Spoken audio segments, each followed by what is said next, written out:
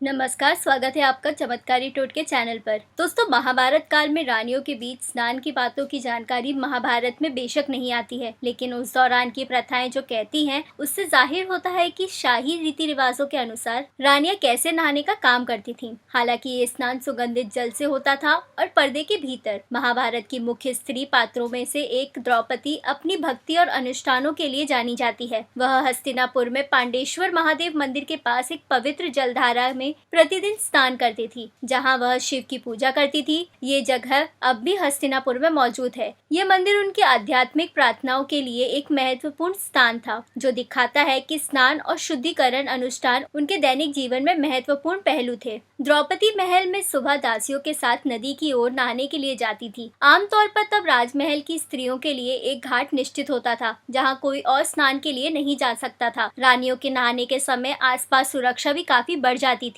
द्रौपदी आमतौर पर स्नान से पहले कुछ खास परंपराओं का पालन करती थी। इसमें उपटन लगाने से लेकर सुगंधित लेप लगाना आदि होता था। कई स्नान महल के अंदर खास तौर पर बनाए गए छोटे सरोवर या कुंड में होते थे। कुछ स्नान ऐसे होते थे जो मंत्रोच्चारण के बीच होते थे। स्नान खास अनुष्ठानों के बीच होता था, जिसमें सुगंधित जल और फूलों का उपयोग शामिल था। हम्पी में जहाँ रानी के स्नान गृह को इस तरह बनाया गया है कि शाही महिलाएं शानदार कक्ष में आराम से स्नान का आनंद ले सकें। दैनिक स्नान को एक आवश्यक दैनिक अनुष्ठान माना जाता है। विशेष रूप से सुबह ब्रह्म मुहूर्त जैसे शुभ समय पर ऐसा माना जाता है कि रानियां भी सुबह होने से पहले ही स्नान कर लेती थी, क्योंकि उसके बाद रोजाना के काम और धार्मिक अनुष्ठान शुरू हो जाते थे। अनुष्ठान स्नान न केवल स्वच्छता का मामला था, बल्कि एक अनुष्ठान अभ्यास भी था। धार्मिक कर्तव्यों या अनुष्ठानों को करने से पहले व्यक्तियों के लिए स्नान करना आम बात थी, क्योंकि ईश्वर से जुड़ने के लिए पवित्रता आवश्यक थी। स्नान शुभ समय और स्थितियों से जुड़े होते थे। स्नान के बाद रानियों और दासियों से कुछ नियमों का पालन करने की अपेक्षा की जाती थी, जैसे कि तुरंत बाद अपने अंगों पर तेल नहीं लगाना,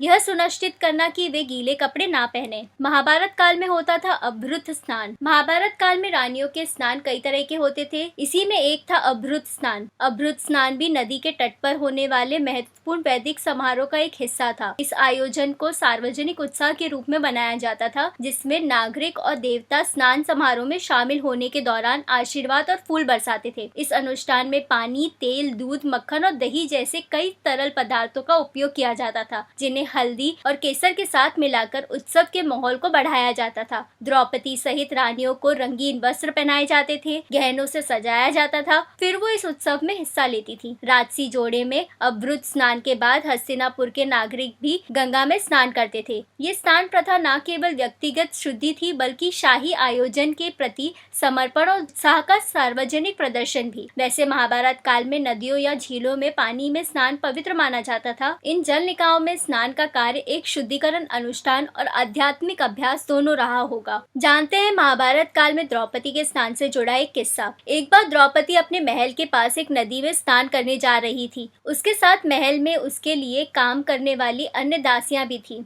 यह उनकी दैनिक दिनचर्या थी। उस दिन द्रौपदी ने एक ऋषि को उसी नदी में स्नान करते देखा, जहां वह स्नान करने जाती थी। द्रौपदी ने दासियों के साथ ऋषि के बाहर आने तक प्रतीक्षा करने का फैसला किया। ऋषि ने उसे और अन्य लड़कियों को एक पेड़ की छाया में खड़े देखा। उन्होंने ऋषि के बाहर आने के लिए कुछ देर तक प्रतीक्षा की, लेकिन अधिक प्रतीक्षा नहीं कर सकती थी, क्योंकि दिन बहुत गर्म था। उन्होंने ऋषि के बाहर आने का अनुरोध किया। ऋषि ने जवाब दिया, मेरे कपड़े जो मैंने नदी के तट पर रखे थे चोरी हो गए हैं, इसलिए मैं बाहर नहीं आ सकता। द्रौपदी को छोड़कर सभी लड़कियां खिलखिलाकर हंसने लगी। द्रौपदी ने कहा, मैं अपनी साड़ी का एक हिस्सा फाड़कर आपकी ओर फेंकूंगी, ताकि आप उसे पकड़े, अपने शरीर पर लपेटे और बाहर आ जाएं। ऋषि सहमत हो गए। द्रौपदी ने अपनी साड़ी का एक हिस्सा फाड़कर ऋषि की ओर फेंक दिया। ऋषि उसे पकड़ नहीं पाए। कपड़े का वह टुकड़ा नदी की धारा के साथ बह गया। उन्होंने अपनी साड़ी का दूसरा हिस्सा फाड़ा, फिर से ऋषि की ओर फेंका। ऋषि फिर से पकड़ नहीं पाए। जब वह तीसरी बार अपनी साड़ी का टुकड़ा फाड़ने जा रही थी, तो ऋषि ने उसे रोक दिया। उन्होंने कहा,